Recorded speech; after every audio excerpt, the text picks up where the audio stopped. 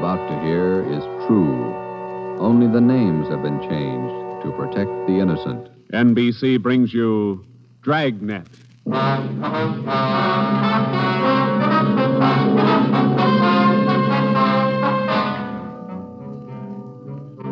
You're a detective sergeant. You're assigned to robbery detail. A ruthless fiend roams the streets of your city masquerading as a police officer. For months, helpless citizens have been robbed, beaten senseless, and kidnapped. The criminal is a twisted genius, vicious, cunning. Your job is to get him.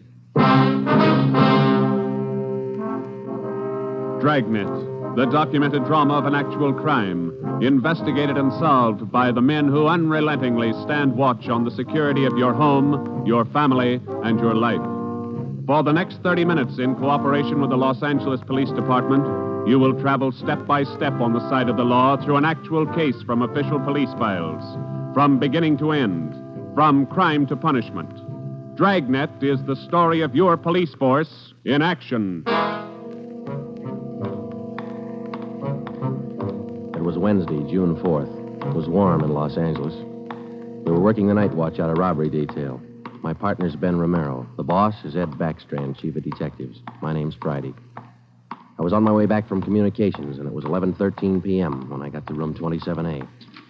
Robbery detail. Oh, hi, Joe. Hi, Ben. Did you get that message to call home? Yeah, bad news. What's the matter? That doggone kid of mine, chicken pox. Oh, again? Last year it was the mumps. Year before that, the measles. Every time I get set for a vacation, he decides to catch something. Well, forget it, Ben. Think what a comfort he's going to be in your old age. Go ahead, laugh. You'll find out. Yeah. How are you, Friday? Romero? Fine. What can we do for you? You don't look like you remember me. Oh, no, wait a minute. Name's Savage, isn't it? George? It's Johnny, Sergeant. Johnny Savage. You remember now? Oh, sure. Those liquor store robberies out in the Wilshire district. About 6-7 years ago, wasn't it? 10 years, Romero. You ought to remember that. You were at the trial. We testify in court every week. 10 years is a long time. It's longer in the state pen. It's a lot longer. Yeah, you cried a little at that trial, didn't you, Savage? You said we beat that confession out of you. Yeah, that's why I figured I'd drop in for a little visit. Kind of apologize to you fellas. You gave me a square deal. I guess I kind of lost my head. I figured I'd apologize. Oh, that's all right, Savage.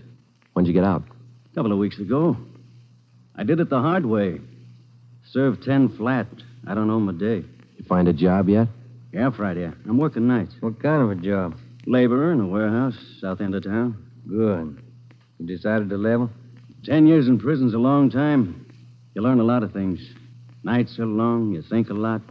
You get things straightened out. I hope you mean that. Sure, I mean it, Friday. I've got everything straightened out. I know who my friends are, and I know who to watch out for. You sound like maybe you're on the right track. I got it figured, Romero. Not like you two fellas. You caught me red-handed, and you sent me up for 10 years. Well, you did all right, Savage. 5 armed robberies. You got off pretty easy. You got a break, Savage. Make the best of it. Sure, I'm not kicking. 10 years, a real break. That's right. Well, just dropped in for a little visit. Maybe I'll see you fellas sometime. All right, Savage? Keep your nose clean? Sure. No hard feelings. No. You just took 10 years of my life, that's all. There's no such thing as a man going through prison without changing. And Ben and I have seen him switch in both directions. Some men learn their lesson after they land behind bars, and when they're released, they turn into good citizens. Johnny Savage was sour. We made a mental note to check him out later on, and then we went down to the record bureau and pulled his coming out mug. That's about all that we had time for, because about an hour later, we started to get busy. Hot shot, Joe. Grab it. On the corner of Selma and Naples, the drugstore, 211 and probable attack. On the corner of Selma and Naples, 211 and... What you got, Joe? Selma and Naples, 211 and attack. Come on.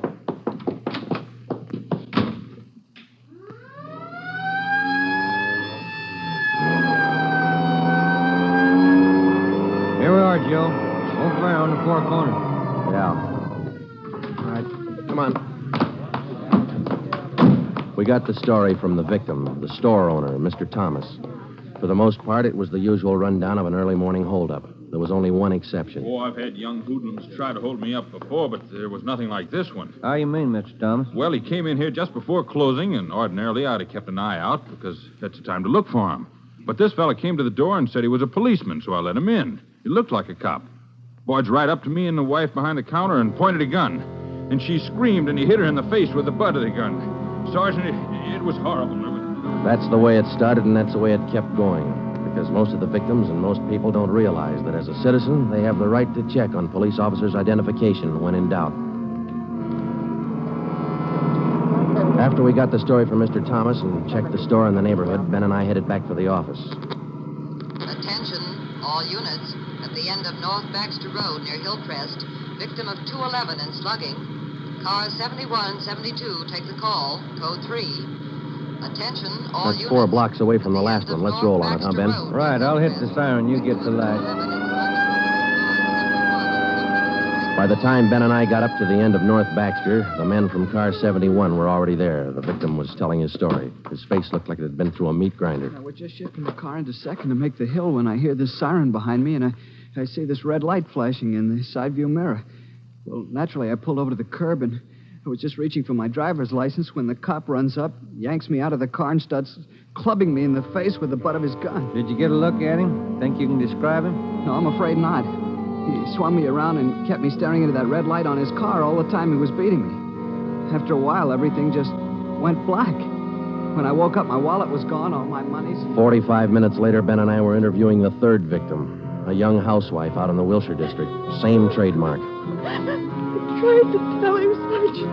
I tried to tell him I didn't have any money, but he wouldn't listen. He kept holding me by the throat and beating me with his fist like he enjoyed it. Beating me. Yeah, all right, Mrs. Jameson. Could you tell us how he got in the house? He came in the front door and rang the bell. I opened the door, but I left the burglar chain on. He said he was a policeman. So when he demanded I open the door all the way, I did. Then he grabbed me. And you can't describe the man for us, Mrs. Jameson? He was tall, and he had dark hair and big hands. That's all. It was like a nightmare. A horrible nightmare.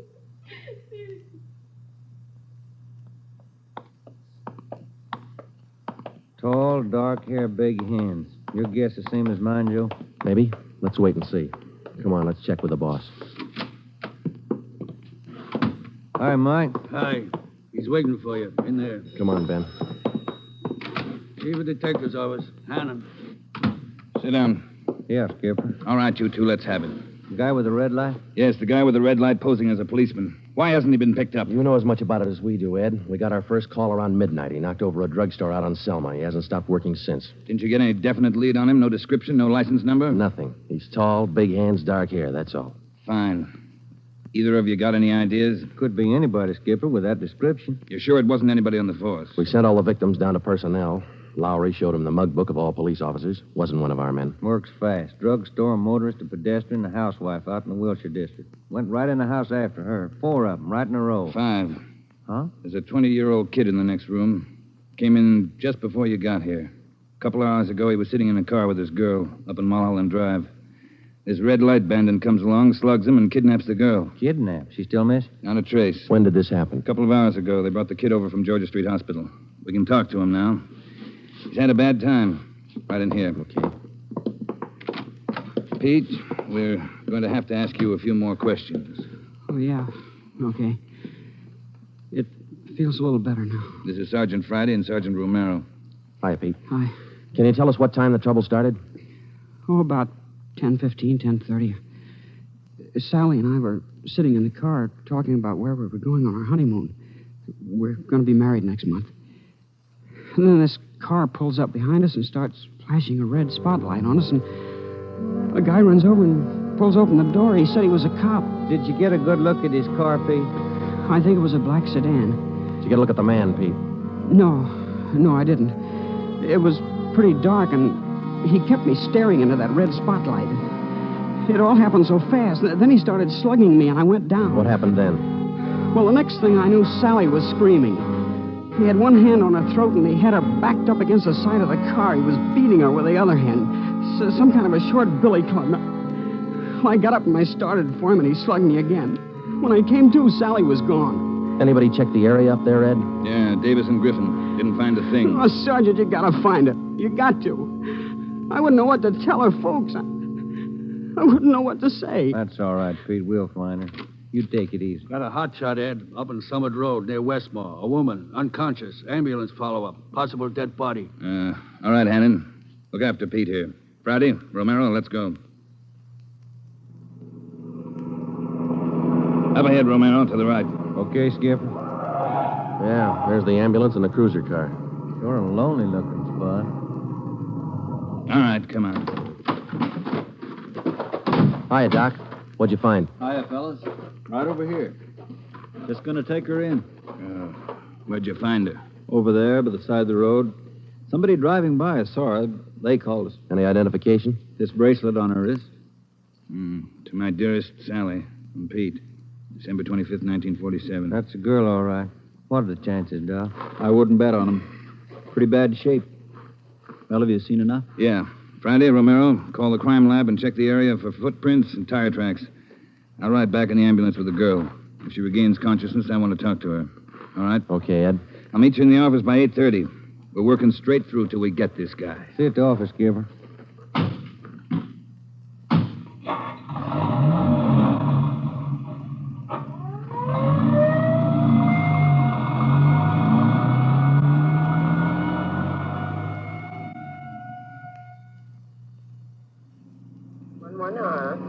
What time you got, Ben?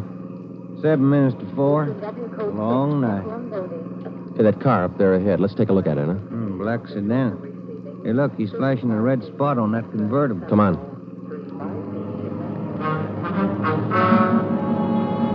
He sees us, Joe. He's pulling away. Get that gas pedal down to the floor. Already there. He's turning off right. Hit the siren. I'll get the light. We're gaining a little, Ben. Next corner to the left.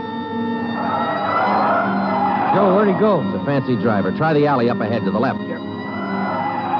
Must have turned up that cross street. Get through the alley and double back on him. Right. There he is, Ben. Look out. Watch it, Joe. Watch it. He's going to ram us.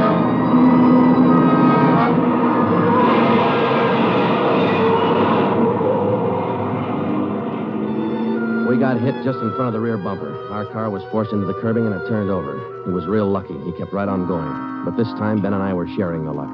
All we got out of it was a couple of nasty cracks in the head and a few bruises, but it was enough to keep us in a hospital under observation for a day.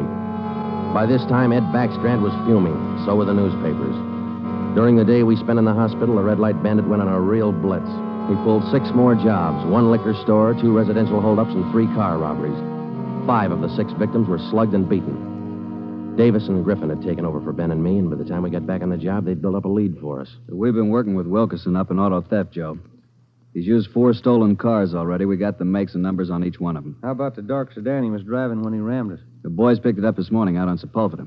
We're checking it for prints now. Oh, that's fine, Dave. You got any description on the guy yet? No luck there, Joe. He works too fast. Nothing at all? The same as you had. Tall, black hair, big hands. Loves to use them. Friday, Romero, got a minute? Okay, Skipper. Check you later, Hyundai. Sure thing, boys. Sit down. How do you feel? Pretty fair, Ed. Little stiff here and there. All right, did Davis fill you in? Up to date.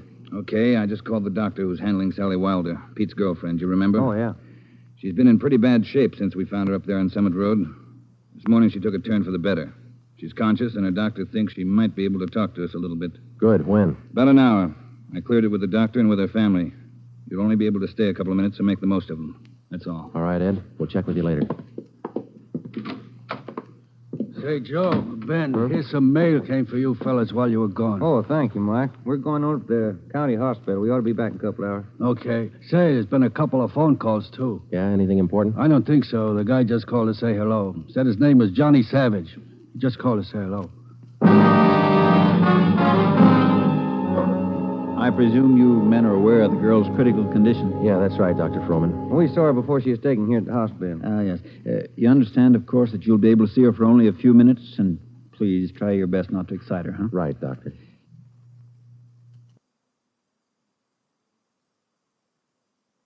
Sally isn't able to talk.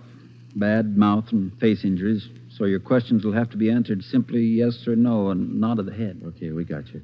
We only have a few questions, and we want to know if she can identify the man who beat her from these pictures we've got here. All right, Sergeant. This way, please. Thank you.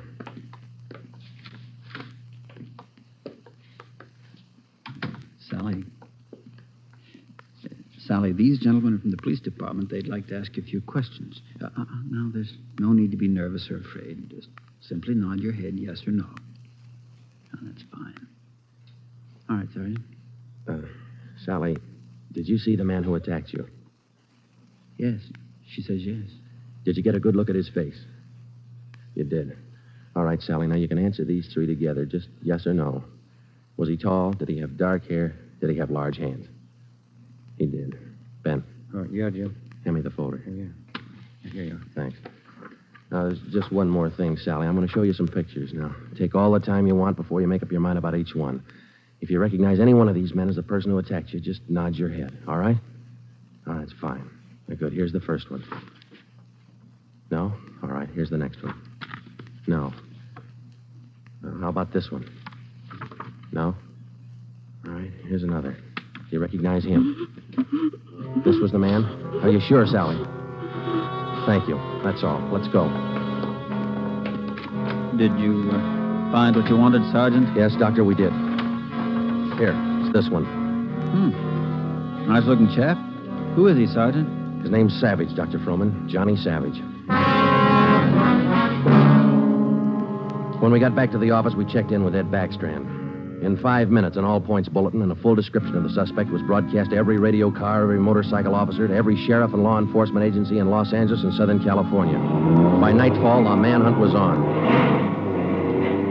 More than a dozen extra patrol units were called in for duty that night, and when they pulled out of the police garage, the name, the picture, and the full description of Johnny Savage was in the possession of every officer. The same for the patrolmen, whether they walked a beat downtown or out in the residential areas. The picture of Johnny Savage went with them. Everything was done that could be done. On the second night of the manhunt, far out on the edge of town, Johnny Savage, the red light bandit, got his 12th victim, a 63-year-old storekeeper.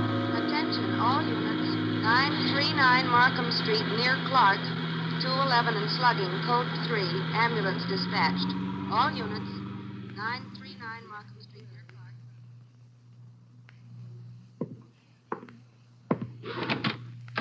Here it is, Skipper. Tie-in. What'd you get? Wilkerson lifted the prints off that black sedan that rammed Joe and me. Yeah? They belonged to Johnny Savage. Yeah, good. That storekeeper last night. It is Savage, all right. Victim identified him from his mug. All right. We got enough in this Savage guy to put him on ice for life. All we have to do now is to get him. Now, look, the way we figure it, Ed, this red light bandit is using stolen cars with cold plates, so there's no way of tracking down the cars at regular commercial garages. He's got to be renting private garages someplace around town. All right, let's get the neighborhood patrolman on the job. Advertise it. All over town. It's a city ordinance, isn't it? People who rent private garages are bound by law to register the car and license number with the police. Start a campaign if you want, but find those cars. Right. Yeah, wait a minute. Hello, Backstrand. Yeah? When? I see. Yeah, thanks. What is it, Ed? It was the hospital. About the girl, Sally. Sally Wilder? What about her? She died 5 minutes ago. That night, everybody went back on the job as usual. The cruiser cars, the patrolmen, the motorcycle officers, and about a dozen decoy cars. Armed policewomen riding alone in cars or parked in lonely spots with a police officer escort. Our car, 80K, was still in the garage for repairs, so they assigned us another one. And we started to make the rounds. Everything was usual. Except one thing. We weren't tracking down just a thief anymore or a sadist who liked to beat people's faces in. We were out to get a murderer.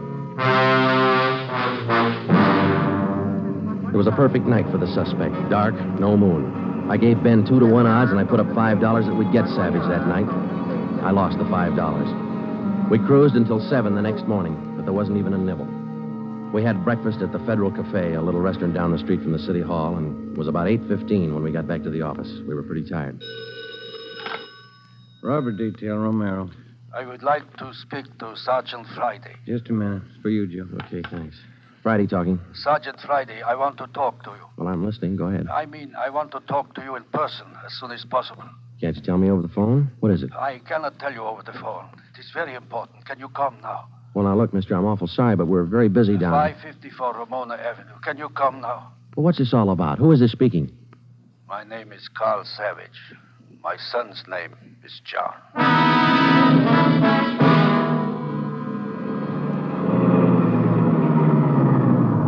Here it is, Joe. Neat-looking little place. Yeah.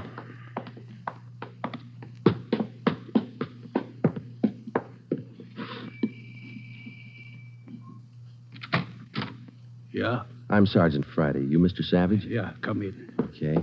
This is my partner, Sergeant Romero. How do you do? I will be brief, gentlemen. I am the father of John Savage. I wish for you to catch him. I will help you. I noticed the name on the mailbox outside, Mr. Savage. Changed your name lately? I changed my name 10 years ago when John first got into trouble. My own name I had to change. The shame. Always from him, my son. Shame. Mr. Savage, has your son been home since he got out of prison? Yeah, many times to ask for money. I would not give him any, so he struck me. Last night I read in the newspaper the little girl he beat up. She is dead. Then I make up my mind.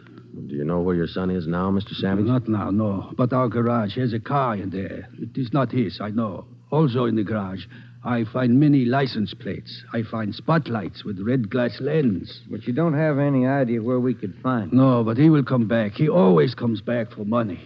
We're going to station an officer here in the house, Mr. Savage. Anything you want, if it will catch him. He's bad, Sergeant. Like something poison. All through, he's bad. See a sewing basket over there, Mr. Savage. The wife live here with you? 10 days ago, before this starts, I bury Gertrude, my wife, his mother. Sergeant, for 10 years she is sick, but for 10 years she stays alive to see him from prison. 10 days ago, she died. He did not even come to the funeral. Does your son have any idea that you might call us? No, I don't think so. But when you catch him, give me a gun. With my own 2 hands, I will kill him. Johnny Savage. Before we left, we called Ed Backstrand and we brought him up to date. He sent 3 detectives out to relieve us, Davis, Griffin, and Marsh. We told them to keep an eye on the house and the stolen car in the garage. That night after dinner, Ed Backstrand, Ben, and I went out and relieved them. We parked the cruiser car in the garage next door, and then we took up our posts. Carl Savage had a light supper, and then he went to bed about 9. The 3 of us sat at the front windows in the darkened house, and we waited. Ben kept his eye on the garage. Outside, across the city, the manhunt continued as usual. 3 hours went by. The waiting got monotonous. Friday, Romero, look alive, will you? Oh, yes, Skipper. I'm sorry.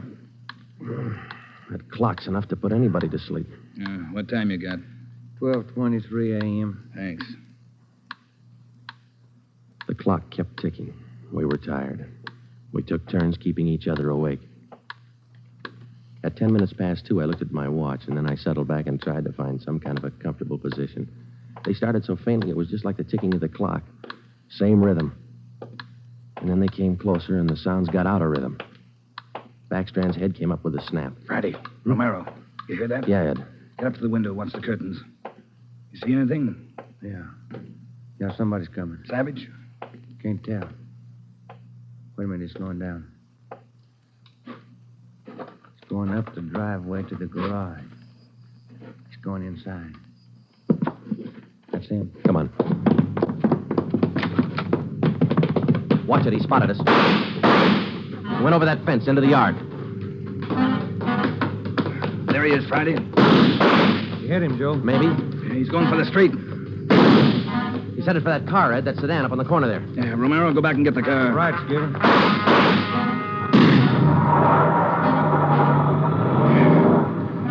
Must have parked up the block before he came around. Where's Romero? I don't know. Oh, here he comes now. All right, let's go. Get that radio on, Joe. It's already on, Ed. All right, give him a call. Any sign yet? No, nothing so far. Next corner to the right, Ben. Unit 80K to Control 4. 80K to Control 4. Control 4 to Unit 80K. Go ahead. Clear and keep frequency 4 open. This is an emergency. 80K, roger. Frequency 4, open and clear. Attention, all units on frequency 4. Stand by. 80K, go ahead. Yeah, there he is, Friday, up ahead. Dark blue sedan. Control 4. We are in pursuit of the possible red light bandit. Suspect is driving a dark blue 1949 sedan. License number in the 7 column. 61 Robert 784. Use caution. Suspect is armed. Code 3. Attention, all units. Attention, all units. Unit 80K now pursuing possible red light bandit. Suspect is driving a dark blue 1949 sedan. License number in the 7 column. 61 Robert 784. Use caution. Suspect is armed. Code 3. Your location, 80K.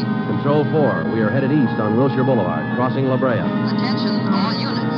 Suspect is headed east on Wilshire Boulevard, crossing La Brea. Watch it, Romero. Don't lose him.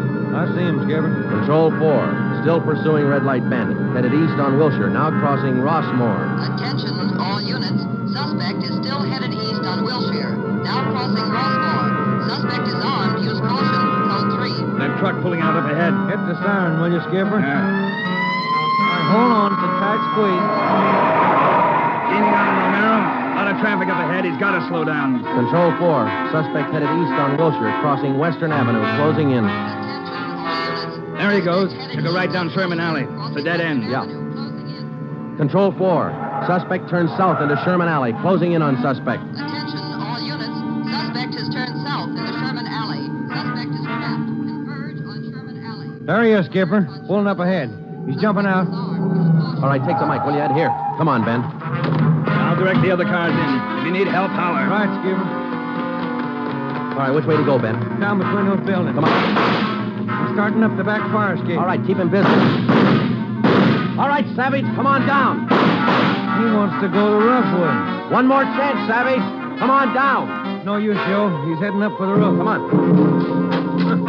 He climbs like a monkey. Come on, let's get him. Yeah, all right. Come on. All right, here, I'll give you a hand. Here's the roof. All right, where'd he go? I don't know. Let's spread out. All right, Savage, you're through. Throw your gun out. Come out with your hands up. Watch it, Joe. He's running for the edge. He's going to jump. I'll get him. All right, up, guy back here. You lousy copper, you dirty, lousy cop. I'll kill you, man. You're through, Savage. You're through.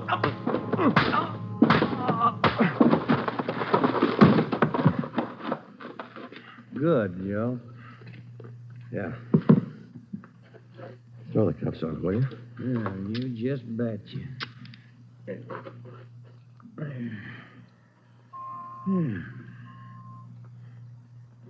You want to smoke? Yeah, I can sure use one. Thanks. Quiet up here. Yeah. I was just thinking.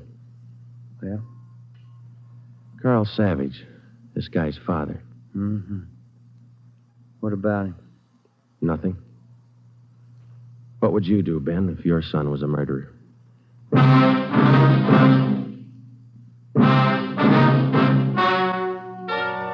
The story you have just heard is true.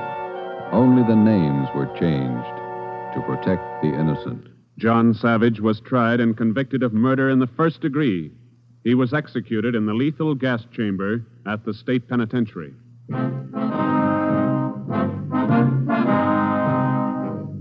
You have just heard the sixth in a new series of authentic cases from official files. Technical advice for Dragnet is furnished by the Los Angeles Police Department. Tonight's program is dedicated to Patrol Officer Robert Steele of the Montana State Highway Patrol, who on the morning of November 2nd, 1947, gave his life so that yours might be more secure.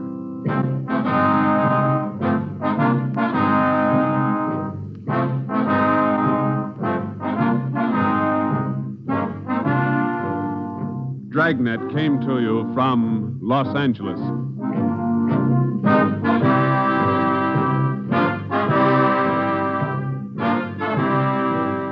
This is NBC, the national broadcasting company.